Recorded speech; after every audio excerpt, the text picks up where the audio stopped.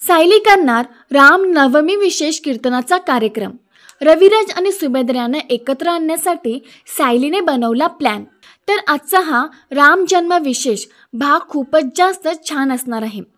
आजच्या भागामध्ये आपल्याला सुभेदारांच्या घरी राम जन्माचा उत्सव बघायला मिळणार आहे, तर शेवटपर्यंत हा भाग नक्की बघा। तर सायलीने राम जन्माची खूपच छान अशी तयारी केलेली आहे आणि हॉलमध्ये सगळेजणच एकत्र तयारी करत असतात। तेव्हा प्रिया म्हणते, पूर्णाजी आपल्याकडे सगळे सण कसे दणक्यात साजरे होतात ना। गेली 2 वर्ष बघते सुमन काकीला आपलं जमेल तेवढं झेपेल तेवढं करत असतात आणि त्याआधी काय आश्रमात सगळा खडखडाटच होता। सगळे सण नाही पण कुठले तरी सण साजरे व्हायचे, पण आपल्याकडे कसं आहे ना, खूप आनंद होतो। पूर्णाजी म्हणतात, अगं पूर्वी राम जन्माच्या वेळी पाळणा मीच गात होते, पण आता आवाज साथ देत नाही। पण जशी कल्पना आली ना या घरामध्ये, तेव्हापासून ती सर्व तयारी करते।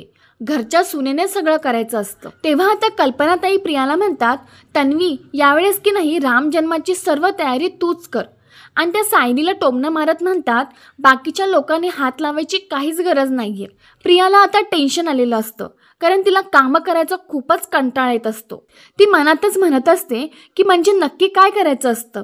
कौतुकाच्या नावाखाली ही बाई नुसतं कामच सांगत असते। मग पूर्ण आजी प्रियाला म्हणतात, करशील ना ग तन्वी। तेव्हा प्रिया उगत हसायचं नाटक करत म्हणते, हो हो करेल ना पूर्ण आजी, मला खूप आवडेल करायला। कल्पनाताई तन्वीला म्हणतात, तन्वी तू पुरणपोळ्या नाही केलास तरी चालेल हा। तेव्हा प्रियाला आठवतं मागच्या वेळेस जेव्हा तिने पुरणपोळ्या केल्या होत्या तेव्हा तिच्या सर्व पुरणपोळ्या फुटल्या होत्या आणि अश्विन म्हणाला होता तिला, हा कोणत्या देशाचा नकाशा बनवला आहेस, आणि मग ते आठवून ती घाबरते। मग कल्पनाताई म्हणतात, तू गोडाचा पदार्थ काय करशील। तेव्हा प्रिया म्हणते की मी गेल्या वेळेस जशी आईकडे जाऊन शिरा शिकून आली तशी यावेळेस पण पटकन जाऊन कोणता तरी गोडाचा पदार्थ शिकून येते। तेव्हा कल्पनाताई म्हणतात, अगं वेडाबाई, राम जन्म 12 वाजता होणार आहे, त्याआधी तू एवढं सगळं कसं करणार।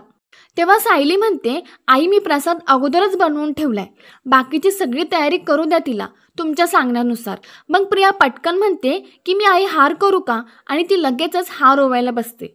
पण ती हार बनवण्यासाठी फुलं ही कोमजलेली घेत असते। तेव्हा विमलताई तिला म्हणतात की तन्वीताई तुम्ही ना ती फुलं घेऊ नका, ही चांगली उमलली आहेत ना ती घ्या। तेव्हा आता प्रिया म्हणते की हो मी तीच घेणार होती, आणि मग ती परत हार ओवायला चालू करते। आता ह्या वेळेस हार ओवताना तिला सुई टोचते आणि ती ओरडायला लागते। ती म्हणत असते की खूप दुखतंय, रक्त यायला लागलं आहे। तेव्हा विमलताई म्हणतात की सुई टोचली की थोडंसं रक्त येतंच। मग प्रिया लगेच म्हणते, तुम्ही गप्प बसा, मला खूप दुखतंय। कल्पनाताई तिला म्हणतात, अगं बघू काय झालं। पण ती त्यांना न दाखवताच तिथून पटकन उठते आणि म्हणते की मी जखम पटकन धुवून येते, आणि मग ती लगेचच तिथून निघून जाते। आणि मग उरलेली सगळी तयारी ही सायली करते। सायली सगळी तयारी खूपच छान अशी करते।